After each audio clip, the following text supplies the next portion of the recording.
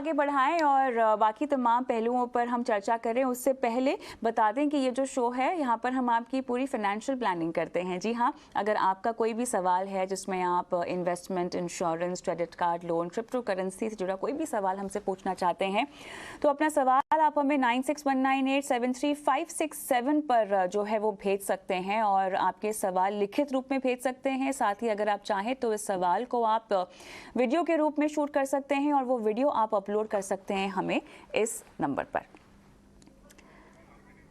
चलिए शो को आगे बढ़ाते हैं और हमारे जितने भी मेहमान हैं वो आगे चलकर हमसे जुड़ेंगे, लेकिन उससे पहले कुछ अहम बदलाव जिनकी होने की उम्मीद है 1 जुलाई से, उसके बारे में दर्शकों को बताना बहुत ज़रूरी है। कुछ जानकारी आपके स्क्रीन पे फ्लैश होगी जिसके जरिए आपको पता चल जाएगा कि कल क्या क्या बदलाव होने वाले हैं 1 जुलाई से। लेकिन सबसे पहले अगर मैं शुरुआत करूं तो आधार और पैन लिंक ना करने पर आपका जो जुर्माना है वो अब 1000 रुपए तक का आपको देना पड़ेगा। ये एक बहुत ज़रूरी बदलाव है। पहले ये जुर्माना 500 था, लेकिन अगर आपने 1 जुलाई के बाद इसको अगर लिंक करना है अपने पैन को आधार से तो ये जो जुर्माना है वो बढ़कर 1000 रुपए का हो जाएगा। तो ये आपको बदलाव का ध्यान देना होगा। आगे बढ़ते हैं। अगर आप तमाम तरह के लेबर कोड्स के बदलाव आने वाले हैं जिस पर हम आगे चलकर बात करेंगे हमारे मेहमानों के साथ, लेकिन एक बदलाव जिसको लेकर काफ़ी लोगों में हलचल थी वो था क्रिप्टो करेंसी पर TDS लगना। जी हाँ, 1% का TDS लग जाएगा और आपको बता दें कि अगर आप बेचें या खरीदें आपको 1% का TDS देना पड़ेगा और अगर आपको घाटा हो रहा है तो फिर आप जो है को आगे चलकर एडजस्ट कर पाएंगे। लेकिन हाँ, 1% का TDS आपको क्रिप्टो करेंसी पर 1 जुलाई से देना पड़ेगा। इसके लेन देन पर आपको देना पड़ेगा। एक और ज़रूरी खबर, अगर आप शेयर बाज़ार में ट्रेड करते हैं और अपने डीमैट अकाउंट को आपने अभी तक KYC के साथ नहीं लिंक किया हुआ है तो आप ट्रेडिंग नहीं कर पाएंगे, यानी आप शेयरों की खरीद बिक्री नहीं कर पाएंगे। इसीलिए बहुत ज़रूरी है कि आपको 1 जुलाई से अपने डीमैट अकाउंट और ट्रेडिंग अकाउंट का KYC कराना होगा। ये एक चीज़ जो आपको सुबह उठते ही सबसे पहले कर लेनी होगी। और पहले आपको बताएं 31 मार्च 2022 इसकी डेडलाइन थी जब आपको डीमैट अकाउंट की KYC करनी थी और सभी ने इसकी जो समय सीमा है उसको साफ तौर से बढ़ाया और उसके बाद हम देख रहे हैं कि अब जो है आपको 1 जुलाई तक की मोहलत दी गई थी। इस बीच हमारे साथ हमारे मेहमान भी जुड़ गए हैं। रुंगटा सिक्योरिटीज़ के CFP हर्षवर्धन रुंगटा हमारे साथ जुड़ गए हैं। हर्ष, स्वागत है आपका हमारी इस पेशकश में। हर्ष, अहम बदलावों पर बात हो रही है जो कि 1 जुलाई से इंट्रोड्यूस होने वाले हैं। हम न्यू लेबर लॉ की बात करें उससे पहले जो बाकी बदलाव हैं GST के लिहाज से, आधार पैन के लिहाज से और तमाम तरह की चीज़ें जो महंगी होने वाली है जिसमें LPG सिलेंडर भी होगा, उस पर मैं बात करना चाहती हूँ। मुझे बताएं, पैन और आधार पर ये दूसरी बार है जब आपका जुर्माना बढ़ाकर आपको मौका दिया जा रहा है लिंक करने का? जी हाँ, कविता, अगर मुझे ध्यान है सही तरीके से तो पहले जो लिमिट थी, आज तक की जो लिमिट थी, अगर आप पैन और आधार को लिंक करना था तो उसपे 500 रुपए आपकी पेनल्टी थी, जो अब कल से, जो हम 1 जुलाई से बात कर रहे हैं, ये बढ़कर 1000 रुपए बना दी गई है। तो सरकार बहुत टाइम से कहती आ रही है कि आपको पैन और आधार को लिंक करना है आपस में। प्रोसेस भी बहुत सिंपल है, आप ऑनलाइन जाके उसे लिंक कर सकते हैं और अगर कोई कारण से डिले हुआ है तो आई मीन मोस्ट सर्टेनली उससे पेनल्टी लगेगी, जो 1 जुलाई से जो कल से आपको 1000 रुपया ये जो पेनल्टी के रूप में लगेगा। अब मैं आना चाहती हूँ क्रिप्टो करेंसी पर, क्योंकि इसको लेकर बहुत ज़्यादा इंटरेस्ट है, क्योंकि ये TDS कैसे लगेगा, लेन देन पर कैसे लगेगा, आगे चलकर आप इसको कैसे एडजस्ट कर सकते हैं। मेरे ख्याल से ये एक जानकारी है जिसको लेकर तमाम लोगों में दिलचस्पी होगी। समझाएं, 1% TDS क्रिप्टो करेंसी के लेन देन पर 1 जुलाई से। हर्ष जी हाँ, कविता, फ्रैंकली स्पीकिंग, क्रिप्टो करेंसीज पे मेरी राय हमेशा से, जो हम अगर बहुत पहले भी बात करें, जो बहुत पॉपुलर था ये प्रोडक्ट और लोग बहुत इसमें इन्वेस्टमेंट करने की देख रहे थे, बिटकॉइन की वैल्यूज बढ़ रही थी, तब भी हमने ये कहा था कि क्रिप्टो करेंसीज एक ऐसी जो प्रोडक्ट है वो कुछ मुझे पर्सनल लेवल पे बिल्कुल समझ में नहीं आती, उसकी क्या क्या अंडरलाइन वैल्यूएशन मैट्रिक्स है, कुछ भी समझ में नहीं आ रहा है। बट नेवरदलेस, जो आपका सवाल है वो बहुत क्लियर है कि भाई आगे जाते हुए सरकार का क्या नियम लागू हो रहे हैं। बहुत सिंपल सी बात है, आप जितनी भी ट्रांजैक्शन करेंगे उस पे आपका 1% TDS कटेगा। ये ऐसा है कि अगर आप प्लेटफॉर्म पे ट्रांजैक्शन कर रहे हैं तो वो प्लेटफॉर्म पे बाइंग सेलिंग जो होती है उस पे प्लेटफॉर्म को रिस्पॉन्सिबिलिटी दी गई है कि वो 1% आपका टैक्स काट के जो ये सेटलमेंट करे। कारण 1% का सिर्फ इतना है कि रिपोर्टिंग कम से कम उसकी होगी कि आपका ट्रांजैक्शन हुआ है, टीडीएस कटता है, तो पैन नंबर के साथ में इनकम टैक्स डिपार्टमेंट को उसकी सूची दी जाती है। तो डिपार्टमेंट के पास ट्रांजैक्शन के सारे डिटेल्स आ जाएंगे। तो 1% लगाने का वो कारण है। अब इसका इन्वेस्टर्स पे कितना बड़ा असर होगा, आई डोंट नो अगर मुझे उन्हें इन्वेस्टर्स कहना भी चाहिए कि नहीं, बट एनीवेज जो भी इसमें ट्रांजैक्शंस करते हैं वो ये है कि आपने मान लीजिए 1 लाख रुपए का कोई भी ट्रांजैक्शन किया तो आपका 1,000 रुपए कट जाएगा। आपका प्रॉफिट हो रहा है, नुकसान हो रहा है, उससे कोई लेना देना है नहीं। जो सेकंड बहुत बड़ा इम्पैक्ट है वो ये, उसमें आपका अगर लॉस होता है तो वो लॉस है वो आप अपने प्रॉफिट के सामने एडजस्ट नहीं कर सकते। तो मान लीजिए आपका एक ट्रांजैक्शन होता है जिसमें आपको प्रॉफिट हो रही है और एक ट्रांजैक्शन है जिसमें आपको लॉस हो रहा है, तो जो प्रॉफिट है उस पर आपको पूरा टैक्स भरना होगा। जो 30% का टैक्स लगा दिया उस पर, वो आपको वो प्रॉफिट पे पूरा भरना है। और जहां लॉस हो रहा है वो आप एडजस्ट नहीं कर सकते। सो बाकी सब ट्रांजैक्शन, मान लीजिए आप शेयर्स में या म्यूचुअल फंड्स में जो आप जो इन्वेस्ट करते हैं, एक ट्रांजैक्शन में आपको मान लीजिए 10,000 की प्रॉफिट हो रही है और दूसरी जगह आपको अगर 10,000 का लॉस हो रहा है, तो प्रॉफिट एंड लॉस आप एडजस्ट कर लेते हैं और कोई टैक्स लाइबिलिटी आपकी नहीं आती। क्रिप्टोज में ये है कि आपको प्रॉफिट पे 30% देना होगा और जो 10,000 का मान लीजिए लॉस हो गया आपका, तो उस पर आपको कोई भी छूट नहीं मिलेगी। तो ये एक जो पूरा जो सिस्टम बनाया गया टैक्सेशन का, वो यही है कि वो क्रिप्टो करेंसीज को डिस्करेज करना चाहते हैं as a mechanism for trading या कोई भी इन्वेस्टमेंट, जो भी नाम आप ले लें। तो ये एक बदलाव जो है बहुत बड़ा है और ये सारे ट्रांजैक्शंस को रिपोर्ट करेगा और इसको डिस्करेज करने के लिए एक मुहिम है ये। लगता है कि जो हम वॉल्यूम्स गिरता हुआ देख रहे थे अभी फिलहाल क्रिप्टो करेंसी के ट्रेड में, जो तमाम एक्सचेंजेस ने भी रिपोर्ट किया था, उसमें इजाफा होगा इस टीडीएस लगने के बाद? जी नहीं, इनफैक्ट आई वुड से कि क्रिप्टो करेंसी से एक तो जो भाव, जो रेट्स जिस हिसाब से गिर रहे हैं, आई एम वेरी श्योर कि जो जो जो रिटेल लेमैन, फिर से I don't have a better word, तो मैं कहूंगा कि इन्वेस्टर अगर जो इसमें ट्रेड करते थे वो पहले से ही थोड़े कम हो गए होंगे, क्योंकि रेट्स गिरते जा रहे हैं और इसमें ट्रांजैक्शंस पे जो अभी केवाईसी वगैरह जो पहले नहीं होती थी, अब प्लेटफॉर्म केवाईसी मांगने लग गए हैं। आगे टीडीएस अगर कटने वाला है तो ये बहुत ही रिस्ट्रिक्टिव होगा। इनफैक्ट मेरी राय पहले से रही है कि ये एक प्रोडक्ट है जिसमें कोई भी इंडिविजुअल को तो बिल्कुल नहीं आना चाहिए, बिकॉज हम नहीं समझते कि प्रोडक्ट है ही क्या।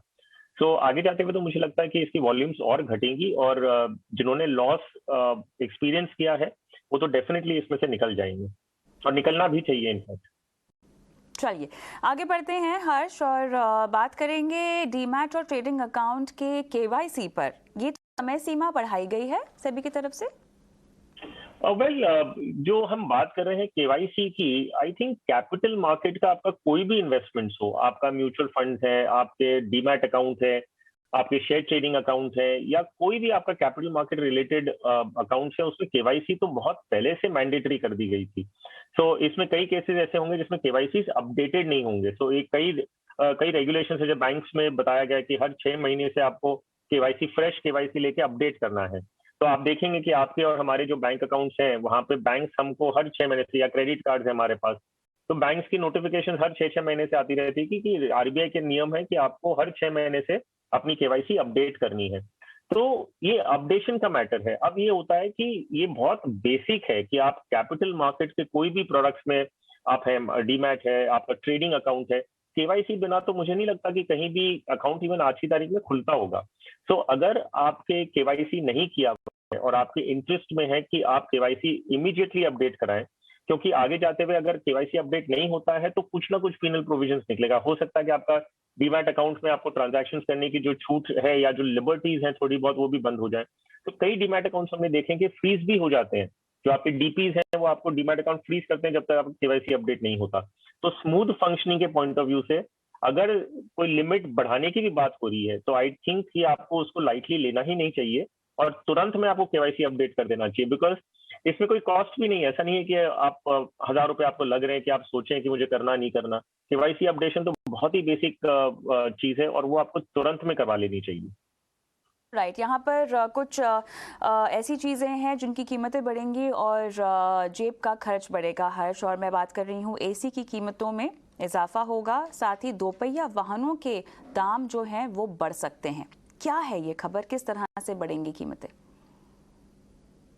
जहां तक ये एयर कंडीशनिंग की बात है, जो ब्यूरो ऑफ एनर्जी एफिशिएंसीज है, उनकी जो स्टार रेटिंग्स होती है, जो आप जब हम एसी खरीदते हैं तो उसमें 3 स्टार या 4 स्टार या 5 स्टार जो रेटिंग्स दी जाती है, उसमें एक अंडरलाइंग एफिशिएंसी लेवल्स होती हैं कि भाई इसमें आपकी एनर्जी कंजम्पशन कितना है।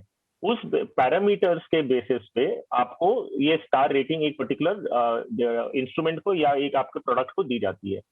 अब ब्यूरो ऑफ एनर्जी एफिशिएंसी ने क्या कहा है कि इनके जो जो पैरामीटर्स हैं, जो डिफाइन करते हैं 5 स्टार रेटिंग, मान लीजिए आज की तारीख में, वो पैरामीटर्स को ये और ज्यादा एनहांस कर रहे हैं कि भाई आपका अगर XYZ और किया हुआ होगा तब आपको 5 स्टार मिलेगी, नहीं तो आज की तारीख में जो आपका कंप्लायंस है उसके बेसिस पे जो आज 5 स्टार है वो 1 जुलाई से उसको 4 स्टार आपको बताना होगा। और 5 स्टार के लिए आपको और थोड़ी एफिशिएंसी आपके प्रोडक्ट में लानी होगी ताकि वो 5 स्टार एसी की रेटिंग मिले उससे। तो जब ये होता है तो जाहिर सी बात है कि जो मैन्युफैक्चरर्स हैं उनको अपने प्रोडक्ट में एनहांसमेंट लाना होगा। प्रोडक्ट एनहांसमेंट करते ही उसमें इनपुट कॉस्ट थोड़ा ऑब्वियसली बढ़ेगा, और अगर वो इनपुट कॉस्ट बढ़ता है तो प्रोडक्ट के दाम बढ़ेंगे। सो अभी जो अनुमान लगाया जा रहा है कि करीबन 10% आसपास का आपको हो सकता है कि आपकी जो कॉस्ट है एयर कंडीशनिंग वगैरह का, उसका कॉस्ट आपका बढ़ेगा।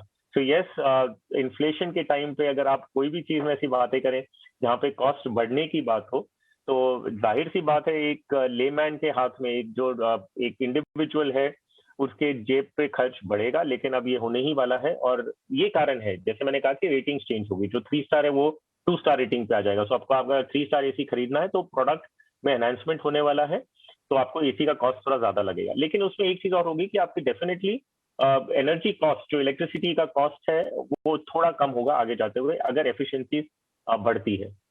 ये एक ही महंगाई की मार नहीं है ना। हीरो मोटोकॉर्प ने अपने ब्रांड्स की कीमतों में लगभग 3,000 तक बढ़ाने का फैसला किया है, जो इनके दोपहिया वाहन है, जो इनके ब्रांड्स है। और ये कहा जा रहा है कि रॉ मटेरियल की कीमतों में तेजी के चलते ये दाम बढ़ाए हैं। तो कहीं ना कहीं बेहतर प्लानिंग की ज़रूरत होगी जो भी इस तरह की खरीदारी करना चाह रहे होंगे। और इस बीच हमारे साथ GST इन्वेस्टमेंट के CFP आदित्य शाह भी जुड़ गए हैं। आदित्य, आपका भी स्वागत है हमारी इस पेशकश में। हम लोग ने तो अब तक हमने जो है जो बदलाव होने वाले थे अहम, उन पर चर्चा कर ली है, लेकिन अब रुक करते हैं न्यू लेबर कोड की ओर, जिसकी नोटिफिकेशंस कल आने की संभावना है, 1 जुलाई को आने की संभावना है। और किस तरह से आपका सैलरी स्ट्रक्चर बढ़ सकता है, कैसे आपका PF बढ़ सकता है, आपके स्पेशल अलाउंसेस कम हो सकते हैं, इस पर हम बारीकी से बात करेंगे। आदित्य, सैलरी स्ट्रक्चर में बदलाव के बारे में हर कोई जानना चाहता है। तो जो नया लेबर कोड जिसकी हम चर्चा कर रहे हैं, जिसकी नोटिफिकेशंस आने का अभी हमें इंतजार है, क्या कुछ तब्दीलियां इसमें हो सकती हैं? क्योंकि हमारे हाथ में शायद ज्यादा पैसे आएंगे, लेकिन क्या वाकई वो हमारे पास रहेंगे? बताएं। अंदेशा है कि कुछ चेंजेस होंगे जिससे हो सकता है कि हम ग्राहकों का सैलरी क्लास लोगों के हाथ में पैसे ज्यादा आएंगे। पर आप एक बात ध्यान रखिए कि आज की दौर में इन्फ्लेशन भी बहुत ज्यादा बढ़ रहा है, 8-9% की तरफ इन्फ्लेशन हो गया है। तो इसकी वजह से नेट हमारे हाथ में कुछ पैसे नहीं आएंगे। मेरे हिसाब से 5 या 10% इन हैंड हो सकता है। वो बड़े जो गवर्नमेंट्स थोड़े बहुत ऊपर नीचे करेगी आपके स्ट्रक्चर को। तो मेरे हिसाब से जो भी ये पैसे आएंगे उसको प्लीज इन्वेस्ट कीजिए अगर आपको इन पैसों की जरूरत नहीं है, क्योंकि इन्फ्लेशन आपके पैसों को खाते जा रहा है। अभी हम स्टैग्फ्लेशन के जमाने में हैं, जहाँ पे कहीं पे हमें रिटर्न्स भी अच्छे नहीं मिल रहे हैं और इन्फ्लेशन भी आगे बढ़ता जा रहा है। तो मेरे हिसाब से 5 या 10% की अनुमान हो सकता है कि 5 या 10% इन हैंड बढ़े, बट उस पैसे को प्लीज इन्वेस्ट कीजिए। और ये थोड़ा मुश्किल सा दौर रहेगा अगले 6 से 12 महीने तक। उसके बाद जब इन्फ्लेशन कंट्रोल में आएगा तो चीजें आसान होंगी। तो प्लीज अपने पैसे को इन्वेस्ट कीजिए आराम से, और जो भी गवर्नमेंट आपको फायदा देगी उसको इक्विटी में या फिर डेट में, जैसे भी आपका एसेट एलोकेशन है उसके हिसाब से इन्वेस्ट करके आगे बढ़िए। यहाँ पे आपका PF कंट्रीब्यूशन भी बढ़ जाएगा, तो अल्टीमेटली आपको जो बढ़े हुए पैसे हैं वो आपके हाथ में आएंगे या नहीं आएंगे, इस पे हम आगे चर्चा करेंगे। लेकिन हर्ष, इसके अलावा और भी बहुत सारी अहम चीज़ें हैं जो कि खुश करने वाली हैं, जैसे कि अब आपका जो वर्किंग है हफ्ते में वो 4 दिन का हो जाएगा, यानी 3 दिन की आपको छुट्टी मिल सकती है और आप पूरे हफ्ते में 48 घंटे जो है वो काम कर सकते हैं। उसमें भी आपको नॉन स्टॉप 5 घंटे काम नहीं करने देना है किसी भी एम्प्लॉयर ने, और अगर ऐसा करते हैं तो आपको आधे घंटे की ब्रेक देना बहुत जरूरी है। तो ये तो बहुत ही बढ़िया बदलाव है हर्ष। देखिए कविता, इसका जितना मैं समझा हूँ इस बारे में, बाकी तो क्या पूरी नोटिफिकेशन जब आएगी उसका इम्प्लीमेंटेशन कैसे होगा वो देखने पे होगा, क्योंकि काफी बार ये प्रपोजल्स बहुत सारे आए हैं और ये बदलाव बहुत हुए हैं। सो फाइनल नोटिफिकेशन जब तक नहीं आता, आई थिंक हमें बहुत ज्यादा इस पे खुश या नाराज नहीं होना चाहिए फॉर द मोमेंट। लेकिन ये जो आप बता रहे हैं ना कि 3 दिन की आपको छुट्टी मिल सकती है, तो वो सिस्टम क्या है? आपको वीकली एक x amount number of hours काम करना है। अगर आप वो नंबर ऑफ आवर्स आप अगर 4 दिन में पूरा कर लेते हैं, तो पहले क्या था कि आपको पर डे के भी कैप था कि यार एक इंसान माना जाता है कि एक हद के बाद काम नहीं कर सकता। हम चाहें और हम चाहते हैं कि हम 16 घंटा काम कर लें, ये हमारे चाहने से नहीं होता। हमारा एक बॉडी का जो फंक्शनिंग है उसको ध्यान में रखते हुए एक नियम बनाए गए कि भी आप 8 घंटे से ज्यादा काम नहीं करेंगे। इसके लिए, क्योंकि आपके शरीर के लिए हानिकारक है। तो ऐसे नियम बनते थे लेबर कोड्स में ये बताने के लिए कि कई व्हाइट कॉलर जॉब्स का छोड़ दीजिए। आई मीन आप ये देखिए, अगर ब्लू कॉलर कोई लेबर क्लास है तो उनको शायद एक्सप्लॉइटेशन भी हो सकता है। तो ये लेबर कोड्स बनते क्यों हैं? तो इस हिसाब से बनते हैं कि एक कानून, एक नियम के तहत में काम हो, ताकि एक जनरल वेल बीइंग का ध्यान रखा जाए। अब क्या लेबर कोड में बदलाव आ रहा है, वही कह रहा है कि अगर आप दिन का 12 घंटा काम करते हैं तो आपने जो वीकली आपको जितना काम करना था वो पूरा हो गया, वो आपका कोटा 4 दिन में पूरा हो गया। 48 घंटे का जो आपका था वो आपने 4 दिन में पूरा कर लिया। अगर आप किसी से 12 घंटा दिन का काम कराते हैं तो आपको 3 दिन हफ्ते में उन्हें छुट्टी देनी होगी, क्योंकि 48 घंटे का जो वीकली कोटा था वो पूरा हो चुका है। तो बॉडी को रेस्ट करने का एक मौका मिलता है। तो ये लेबर कोड प्रपोज कर रहा है। अब कविता, आप और मैं अपने आप से पूछते हैं कि ये जो आपको और हमें लागू नहीं होने वाला, जिस इंडस्ट्री से हम काम करते हैं, जिस हिसाब से हम काम करते हैं, हमें ये कानून, ये लेबर कोड के तहत में काम नहीं होगा। सो ये एप्लीकेबल किधर है? ये एप्लीकेबल वहां है जहां पे ये फैक्ट्री सिस्टम या लेबर को ज्यादा होता है, जहां एक फैक्ट्री के नियम बने थे कि कितने घंटे काम करेंगे। सो आपके लिए और मेरे लिए कविता ये कुछ खास अच्छी न्यूज नहीं है। मुझे नहीं लगता कि आप 3 दिन घर पे बैठेंगे, और ना ही मुझे लगता है कि अगर मैं 12 घंटे से ज्यादा अगर दिन में काम कर रहा हूँ तो मैं 3 दिन घर पे बैठूंगा। सो अनफॉर्चुनेटली आपके और मेरे लिए तो पक्का लागू नहीं होती। तो आप ज्यादा खुश हो कि 3 दिन आपको घर पे मिलेगी अगर आपने 12 घंटा दिन का दिया। नहीं, ये तो आपने बिल्कुल सही कहा है। लेकिन देखिए, यहाँ पे सैलरी स्ट्रक्चर में जो बदलाव की बात की जा रही है, उसमें बताएं हर्ष, क्या खुश करने वाली बात हो सकती है अगर इम्प्लीमेंट कर दी जाए तो? क्योंकि बेसिक सैलरी आपकी अब ग्रॉस की 50% से कम नहीं हो सकती है। तो जैसा कि आदित्य ने हमको समझाया कि 5 से 10% हो सकता है कि ज़्यादा आपके हाथ में पैसे आए, लेकिन मेरा पीएफ का अलाउंस भी तो बढ़ जाएगा ना उस चक्कर में। ये तमाम चीज़ें जो हमारी सैलरी में से कटती हैं, वो अब किस तरह से कटेंगी? मेरे अलाउंसेस का क्या होगा अगर कोई मिलते हैं तो? सो वेल, जैसे मैंने कहा कि इसका एक आप ना फाइनल ड्राफ्ट जब तक नहीं आता ना, तब तक इसमें बात करके फायदा नहीं है। कारण ये है कि इसमें पहले भी बहुत बदलाव हुए हैं, और अभी जो भी हम बात करेंगे जब तक फाइनल नोटिफिकेशन नहीं आती वो सिर्फ एक असम्पशन होंगे। मोटा मोटी तौर पे क्या समझा गया है? समझा ये गया है कि जो एक स्ट्रक्चर को पहले बहुत फ्लेक्सिबल था, हर कंपनी अपने हिसाब से कर सकती है कि आपकी जो बेसिक सैलरी है वो मान लीजिए 20-30% ही है और बाकी सब अलाउंसेस में दिखाए जा रहे हैं। सो अब इसको ये बता दिया गया है कि आपका जो बेसिक सैलरी वगैरह होगा 50% आपका नेट तो होना ही चाहिए। तो उसकी वजह से जो बाकी इम्प्लीकेशन, जो कैलकुलेशन आपके बेसिक्स पे होते थे वो सारे चेंज हो जाएंगे। तो उसके हिसाब से आपका हो सकता है कि 5 या 10% थोड़ा आपके हाथ में ज्यादा आएगा। लेकिन साथ साथ में जैसे आपने कहा कि प्रोविडेंट फंड के डिडक्शंस में भी शायद चेंजेस आने वाले हैं। सो ये जो नेट ऑफ आपके हाथ में शायद इतना ज्यादा नहीं आए। As an individual, as an employ, आपको क्या देखना है कि मेरे हाथ में नेट में कितना आ रहा है, मेरी बचत कितनी हो रही है, और मेरा सीटीसी क्या है। अल्टीमेटली यही इंटरेस्ट होता है किसी को कि मेरा सीटीसी क्या है, सारे डिडक्शंस होने के बाद में मेरे हाथ में कितना आ रहा है और मेरे नाम पे जमा कितना हो रहा है। बस ये 3 फिगर्स ज्यादा इंपॉर्टेंट होते हैं, बाकी स्ट्रक्चर आप कैसा भी कर लें। तो टैक्स एफिशिएंसी के पॉइंट ऑफ व्यू से कई कंपनियां एम्प्लॉयज के फेवर में करती थी, कई कंपनियां ऐसी जो खुद के फेवर में ये स्ट्रक्चर्स बनाती थी। अब उसकी यूनिफॉर्म कोड के हिसाब से बनाया जा रहा है कि भाई आप जो स्ट्रक्चर है जितना बेसिक होना चाहिए उसका सब डेफिनेशन दे रहे हैं। तो ये सबके लिए एक जैसा लागू होगा। और जो टैक्स की जो अगर कोई जो मान लीजिए प्लानिंग कर रहा था इन टर्म्स ऑफ अलाउंसेस, तो वो चीज थोड़ी कम हो जाएगी। बट एज एन एम्प्लॉय आपको क्या फर्क पड़ता है? आप ये देखते हैं कि मेरा सीटीसी क्या है, मेरे सब कुछ डिडक्शन होने के बाद में मेरे हाथ में कितना आने वाला है, और तीसरा मेरे नाम से जमा कितना होने वाला है। सो हाथ में शायद थोड़ा ज्यादा बढ़ जाए, लेकिन उतना ही डिडक्शन के रूप में आपका निकल जाएगा। तो हो सकता है कि आपके हाथ में न्यूट्रल हो, लेकिन ओवरऑल सीटीसी थोड़ा शायद बढ़ जाए, दैट इज व्हाट ऐसा लग रहा है कि एक चीज सीटीसी जो बढ़ेगा। जी, अब ये जो बढ़ेंगे आपके हाथ में जो बढ़े हुए पैसे आएंगे आदित्य, उसमें मुझे समझाएं, क्योंकि यहाँ पर ये भी कहा जा रहा है कि वेज रूल के तहत जो आपका कुल सैलरी भत्ता है वो 50% से ज़्यादा नहीं हो सकता है। अब हम देखते हैं कि जो नॉर्मल सीटीसी का जो बेसिक होता है वो लगभग 25 से 30% होता है, जिसमें से अगर हम स्पेशल अलाउंसेस की बात करें तो वो देखे गए हैं कि 70 से 75% तक होते हैं। तो क्या हम ऐसा कह सकते हैं कि अगर 50% से ज़्यादा नहीं रखना है तो कहीं ना कहीं हमारे अलाउंसेस पर, खासतौर से जिन लोगों को ये मिलते हैं, उन पर इम्पैक्ट पड़ेगा? लेके आ रहे हैं तो इसका मतलब ये कि कहीं ना कहीं कंपनी अपने अलाउंसेस को कम करके बेसिक सैलरी को ज्यादा दिखाएगी। तो नेट नेट कुछ ज्यादा बड़ा फर्क नहीं पड़ेगा इस पूरे चेंज में। जैसे कि प्रीवियस स्पीकर ने भी कहा, हमें देखना पड़ेगा कि नोटिफिकेशन कैसे आता है, उसके हिसाब से पता चलेगा कि कितना फर्क पड़ेगा आपकी इन हैंड सैलरी के ऊपर। बट मेरे हिसाब से जितना मैंने पढ़ा है, 5 से 10% से ज्यादा का फर्क नहीं पड़ना चाहिए। और कंपनीज अपने अगर बेसिक सैलरी बढ़ाएगी तो अलाउंसेस में कहीं ना कहीं कटौती जरूर करे। ऑलराइट, चलिए इसके नोटिफिकेशन का इंतजार होगा, लेकिन मोटा मोटा हमने आपको बता दिया क्या क्या प्रपोजल्स यहाँ पर दिए गए हैं। इसी नोट पे हम रुकेंगे छोटे से ब्रेक के लिए। ब्रेक के उस पार हमारे दर्शक सत्यजीत साहू हमारे साथ फोन लाइन पर हैं, जो सवाल पूछेंगे आदित्य से। इनका सवाल हम लेंगे, लेकिन इस ब्रेक के बाद।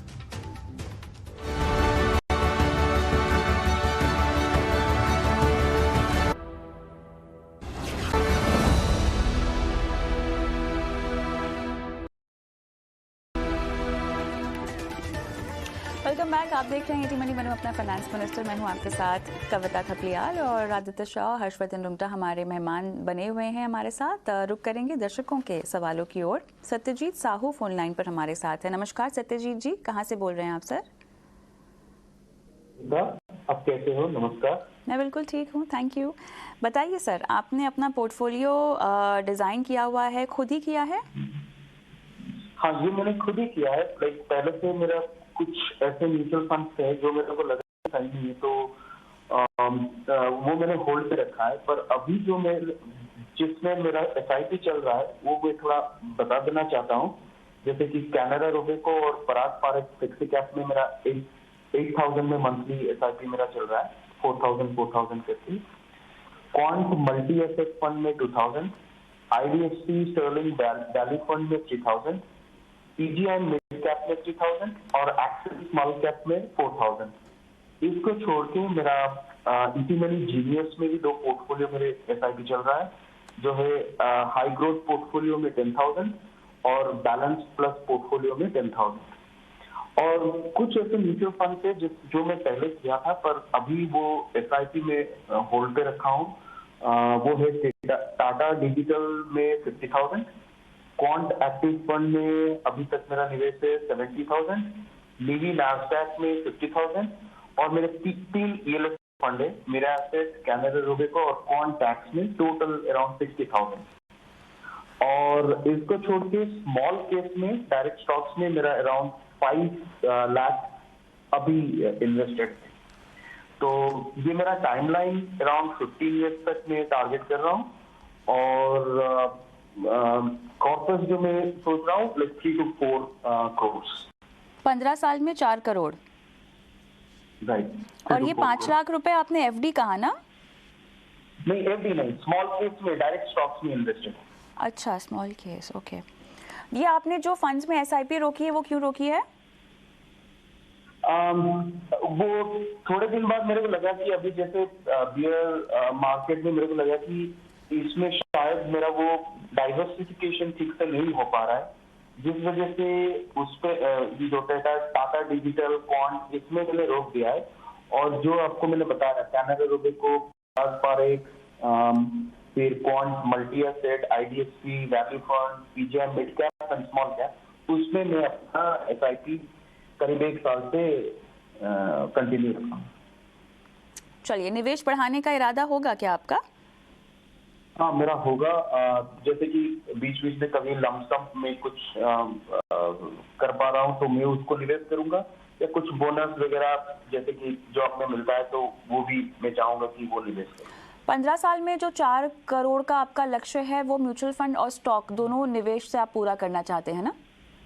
राइट। तो अभी आपका स्टॉक पोर्टफोलियो का वैल्यू क्या होगा? मैं वैल्यू टोटल बोल रहा हूँ 5 लाख। अच्छा, चलिए आदित्य, कुछ क्लैरिटी मुझे लगता है कि आपको चाहिए थी शायद, तो क्या वो मिल गई? क्या और कोई सवाल पूछना चाहते हैं आप सत्यजीत जी से? नहीं मैम, जिस तरीके से अभी इन्वेस्टर के इन्वेस्टमेंट्स हैं, 15 साल में 4 करोड़ का अक्यूमुलेट करना थोड़ा सा मुश्किल है इन्वेस्टर के लिए। तो मेरे हिसाब से सबसे पहली बात तो इन्वेस्टर को अपने इन्वेस्टमेंट जितना क्वांटम ऑफ इन्वेस्टमेंट कर रहे हैं उसको बढ़ाना होगा, पहली बात।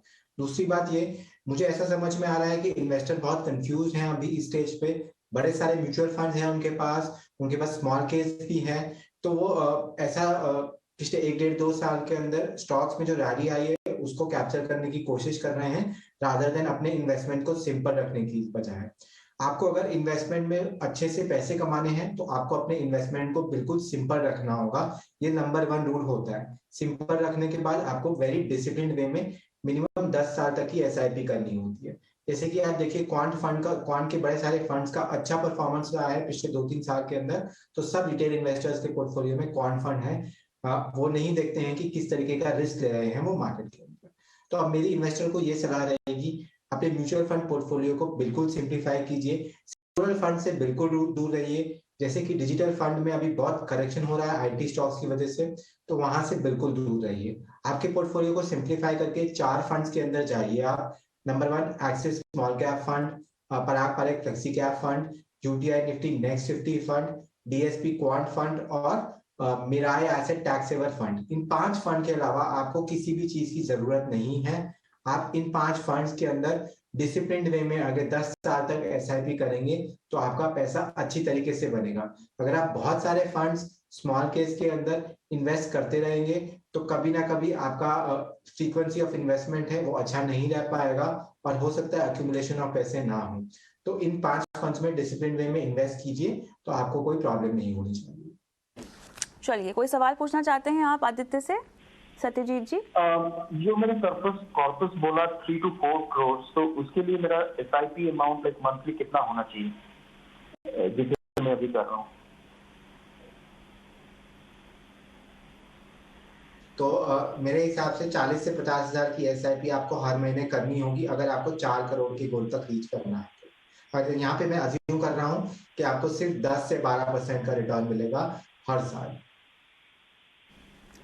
ऑलराइट, चलिए आगे बढ़ते हैं और हमारे अगले दर्शक आशु हमारे साथ फोन लाइन पे हैं जो कि हर्ष से सवाल पूछना चाहते हैं। आशु, आपको मेरी आवाज आ रही है? आशु? यस मैडम, आ रही है। कहाँ से बोल रहे हैं सर? मैं गाजियाबाद से बोल रहा हूँ मैडम।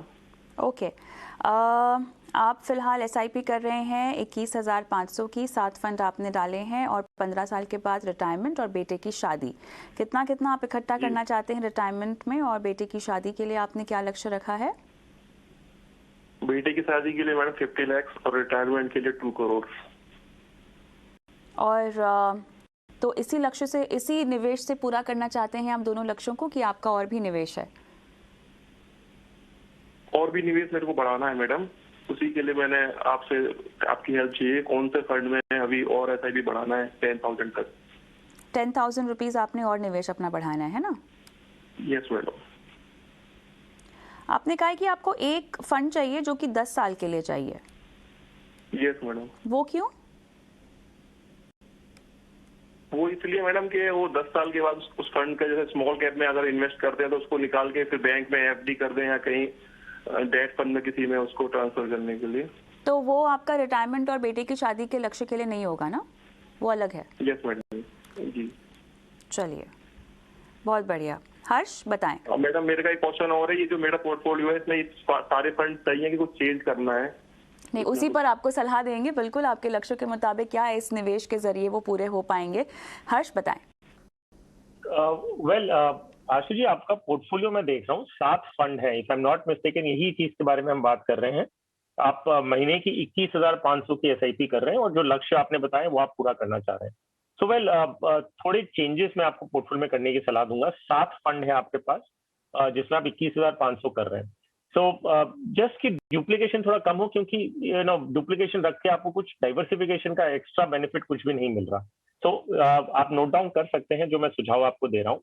एक है एक ICICI Pru blue chip fund में, जिसमें आप अभी 1000 रुपए की एसआईपी कर रहे हैं, और एक और एक्टिव लार्ज कैप फंड आपके पोर्टफोलियो में ऑलरेडी है, जो है मिराय लार्ज कैप, जिसमें आप 4000 रुपए की एसआईपी कर रहे हैं। तो इनमें से कोई भी एक रखें। तो क्योंकि मिराई में आपके पास 4000 की एसआईपी चल रही है और आईसीआईसीआई में 1000 है, मैं ये सुझाव दे रहा हूँ कि आप आईसीआईसीआई की ब्लू चिप फंड को बंद कर दें और वो 1000 रुपए आप मिराई लार्ज कैप में ऐड कर लें, तो उधर आपका 5000 रुपया हो जाएगा। दूसरा सुझाव मैं आपको दे रहा हूँ, मिड कैप भी आपके पास दो, तो एलएनटी मिड कैप को बंद करें, जिसमें आप 4000 जमा कर रहे हैं, और डीएसटी मिड कैप में टोटल 6000 की एसआईपी कर लें। तो आपका लार्ज कैप में 5000 हो गया, मिड कैप में 6000 जा रहा है। अब आपके पास एचडीएफसी स्मॉल कैप एक फंड है, और वो स्मॉल कैप कैटेगरी में भी एक थोड़ा अंडर परफॉर्मर है। तो अगर आप स्मॉल कैप में ही रहना चाहते हैं, तो मैं आपको एक दूसरा फंड ऑप्शन देता हूं, जो है Canara Robeco small cap fund. तो large, mid and small cap, इनमें आपका एक्सपोजर वैसे हो जाएगा। मेरी पर्सनल राय हमेशा ये रही है कि एक प्योर स्मॉल कैप फंड में हमें एक्सपोजर नहीं लेना चाहिए। कारण ये है उसके कि स्मॉल कैप फंड में क्या होता है, जब आप एक स्मॉल कैप फंड स्कीम में पैसे लगा रहे हैं, फंड मैनेजर को मैंडेटरीली स्मॉल कैप कंपनीज में इन्वेस्ट करना, और कई बार ऐसा होता है कि फंड मैनेजर्स उसमें अच्छी आइडियाज नहीं मिलती उन्हें। ये ट्रेंड आप देखेंगे अगर हम फ्लेक्सी कैप फंड के इवैल्यूएशन करें, तो फ्लेक्सी कैप में ये ऑप्शन होता है कि वो लार्ज, मिड, स्मॉल कहीं भी कर सकते हैं, लेकिन इन सब का जो एक्सपोजर प्राइमरी लार्ज और मिड कैप में ही रहता है, उसमें भी लार्ज कैप में ज्यादा। तो अगर वही फंड मैनेजर को जब चॉइस मिलती है, स्मॉल कैप नहीं ले रहा है, और आप एक प्योर स्मॉल कैप फंड में अगर इन्वेस्ट करते हैं, तो उन्हें मैंडेटरीली खरीदना पड़ता है। ये आपको एक बताता है एक चीज कि फंड मैनेजर स्मॉल कैप में से इतने कंफर्टेबल नहीं है। सो मेरी राय आपको ये रहेगी कि अगर आप प्योर स्मॉल कैप में करना चाहते हैं फिर भी, तो आप कैनरा रोबेको स्मॉल कैप लें, या तो उससे बेटर है आपके पास एक कोटक फ्लेक्सी कैप फंड है। सो प्योर स्मॉल कैप को बंद कर दें और कोटक फ्लेक्सी कैप में वो अमाउंट बढ़ा दें, ताकि स्मॉल कैप में वो सिलेक्टिवली जितना उनको फंड मैनेजर को अच्छी आइडियाज दिखेगी वो लेंगे, ना कि कंपल्सरीली उन्हें लेना पड़े। तो ये चॉइस मैं आपके ऊपर छोड़ता हूँ कि आपको प्योर स्मॉल कैप में रहना है कि फ्लेक्सी कैप में आप कन्वर्ट कर सकते हैं। जो एडिशनल आप 10,000 रुपीज इन्वेस्ट करने की बात करें, मैं सुझाव दूंगा कि एक geographical diversification point of view से एक इंटरनेशनल फंड अपने पोर्टफोलियो में जोड़ें। एबीएसएल नैस्डैक 100 एफओएफ इस फंड में आप जोड़ें, आपको एक इंटरनेशनल एक्सपोजर भी मिल जाएगा। तो इस तरह से आपका पोर्टफोलियो थोड़ा कम हो जाएगा और सब सेगमेंट्स में आपका अच्छा खासा एलोकेशन रहेगा। आशु, कोई सवाल आपको पूछना है हर्ष से? हाँ तो मैडम एक क्वेश्चन और था, ये जैसे कि सर बताते हैं कि जैसे एचडीएफसी स्मॉल कैप में मेरा मतलब किसी भी फंड में अगर ये 5000 का चल रहा है, उसमें अमाउंट बढ़ाने के लिए बोलते तो उसके लिए अलग से एसआईपी करना पड़ता है कि उसी फंड में वो बढ़ जाता है? उसी फंड में आपको बढ़ाना होगा, लेकिन इसके लिए क्या औपचारिकता आपको करनी होगी हर्ष? ओके, सो दो तरीके हैं। एक है कि आप अपनी एग्जिस्टिंग एसआईपी, मान लीजिए 4000 की चल रही है, वो बंद करके आपको 5000 की करनी है, तो आप एग्जिस्टिंग एसआईपी को बंद करें और फ्रेश एसआईपी को 5000 की रजिस्टर कर लें। दूसरा ऑप्शन है, 4000 की आपकी ऑलरेडी चल रही है, एक पर्टिकुलर डेट पे जारी होगी, मान लीजिए महीने की 5 तारीख को जारी है, आप एक और 1000 रुपए की एसआईपी नई रजिस्टर करें वही स्कीम में, आप एक अलग डेट दे दें, उसका 10 तारीख दे दें, 15 तारीख। तो एक तरह से ये भी होगा कि मार्केट की अलग टाइमिंग पे आपको उसी फंड में एक्सपोजर मिल रहा है। सो आपका मिड कैप है, सो मिड कैप अगर थोड़ा कम है, जिस दिन आपका सेकंड एसआईपी हिट हो रहा है, तो आपको अलग एनएवी मिल जाएगी। सो आप पहली एसआईपी बंद करके बढ़ा लें, या एक दूसरी एसआईपी उसी फोलियो में फिर से जोड़ लें, ये आपके ऊपर निर्भर करता है। चलिए आगे बढ़ते हैं और अगले दर्शक की ओर हम रुक करते हैं। हरीश प्रजापति साहब अपना सवाल पूछना चाहते हैं। सर हरीश जी, हरीश जी आपको मेरी आवाज़ आ रही है? आपकी आवाज़ मुझे बहुत कम आ रही है, लेकिन आपका जो पोर्टफोलियो है उसमें HDFC short term debt fund है, निपॉन का India flexi cap, Nippon India small cap और एसबीआई मल्टी कैप फंड आपने रखा हुआ है। 8 से 10 साल में आपको चाहिए 1 करोड़ रुपए सर, है ना? 4 फंड में आपके जो निवेश कर रहे हैं वो 19,000 रुपये का कर रहे हैं।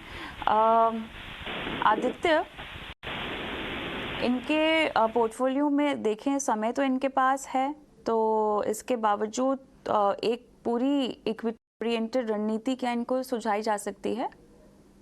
बिल्कुल मैम, देखिए सबसे पहली बात तो जो इन्वेस्टर ने गोल कहा है वो रीच नहीं कर पाएंगे। मिनिमम उससे उनको 30 से 35 हजार रुपए की SIP करनी पड़ेगी उस गोल को रीच करने के लिए।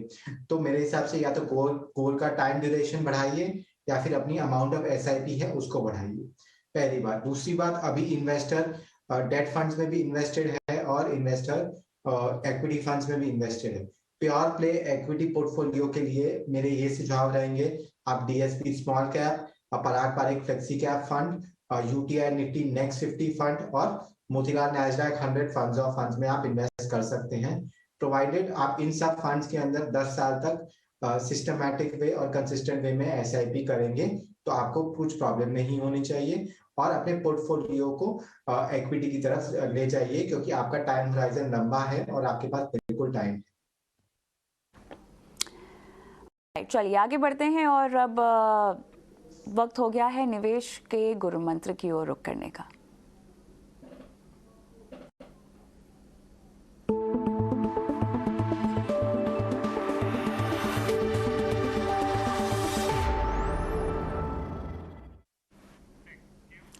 हर्ष, आपका गुरु मंत्र क्या है?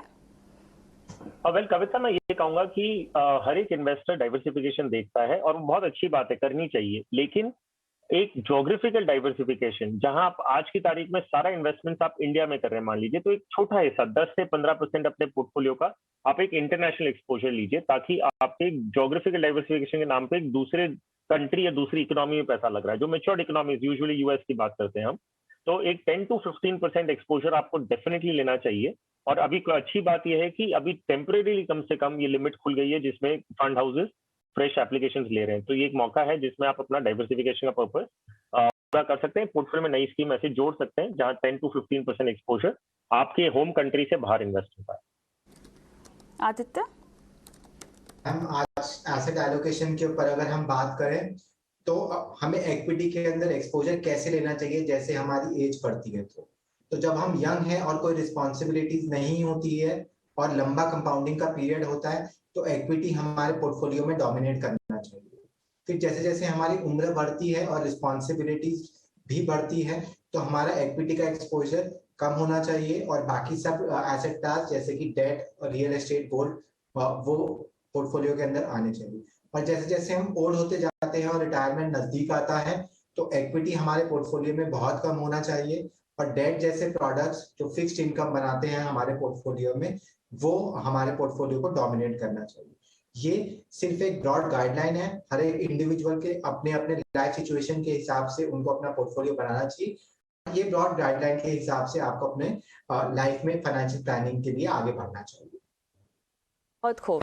तो ये दोनों एक्सपर्ट्स की तरफ से निवेश गुरु मंत्र। लेकिन प्रवीण कुमार हमारे दर्शक जो कि हर्ष से सवाल पूछना चाहते हैं फोन लाइन पर हैं। सर नमस्कार। कैसे हैं सर, कहाँ से बोल रहे हैं आप? मैं दिल्ली से बोल रहा हूँ सर, दिल्ली से। ओके, आप रिटायर हो चुके हैं?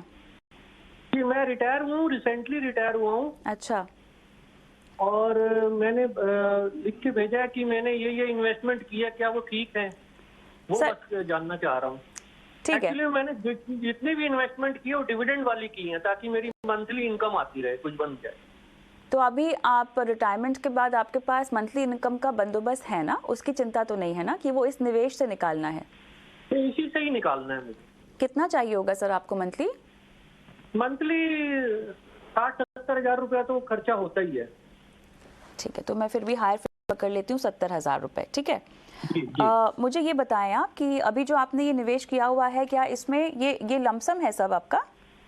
हाँ सारा लमसम है। अभी इसके अलावा कहीं आपका अभी निवेश चल नहीं रहा है ना? नहीं, और कहीं नहीं है निवेश। ऑलराइट, चलिए ठीक है। हर्ष अब बताएं, 70,000 की रिक्वायरमेंट है इनकी हर महीना और निवेश इन्होंने कहाँ कहाँ किया हुआ है, आपके पास तमाम डिटेल्स तो हैं ही। इनके पास SCSS में 15 लाख है, इन्होंने पेंशन स्कीम ले रखी है 15 लाख है, उसमें FD 30 लाख की है और म्यूचुअल फंड्स में इन्होंने कुछ जानकारी आपको दे रखी है। बताएं हर्ष। या प्रवीण जी, एक चीज तो बहुत अच्छी की है आपने कि आपका जो रिटायरमेंट कॉर्पस था उसका 60% आपने फिक्स डिपॉजिट वगैरह टाइप में लगाया है और 40% आपने म्यूचुअल फंड की स्कीम्स लिए जो मार्केट लिंक्ड भी है। तो ये एक बहुत एलोकेशन है, क्योंकि आपने ये दूरदर्शिता दिखाई है जिसमें आपने देखा है कि पोस्ट रिटायरमेंट भी आपको इन्फ्लेशन को बीट करना है। तो कई बार इन्वेस्टर्स ये सोच के रह जाते हैं कि भाई आज मैंने फिक्स डिपॉजिट लगा दी, आज जितना इंटरेस्ट आ रहा है उतना काफी है मेरे लिए, तो मैं रिस्क क्यों लूं। लेकिन आपको ये समझना, जितना कमा रहे हैं आप आज इंटरेस्ट के रूप में, वो उतनी इनकम आज शायद आपके लिए सफिशिएंट होगी, लेकिन 10 साल बाद ये चीज नहीं होने वाला, क्योंकि खर्चे आपके बढ़ने वाले हैं और ब्याज दरें ऐसे नहीं बढ़ेगी कि आपकी इनकम बढ़े। तो ये आपने बहुत अच्छा कॉम्बिनेशन लिया है 60-40 का। अब मेरा सिर्फ एक ऑब्जर्वेशन है कि आपने जैसे खुद ने भी कहा कि आपने डिविडेंड ऑप्शंस ले रखे हैं, तो मैं एक तो आपको कंपैरिजन पॉइंट्स बताता हूं जिसमें आपको शायद ग्रोथ ऑप्शन लिया हुआ ज्यादा बेटर होगा।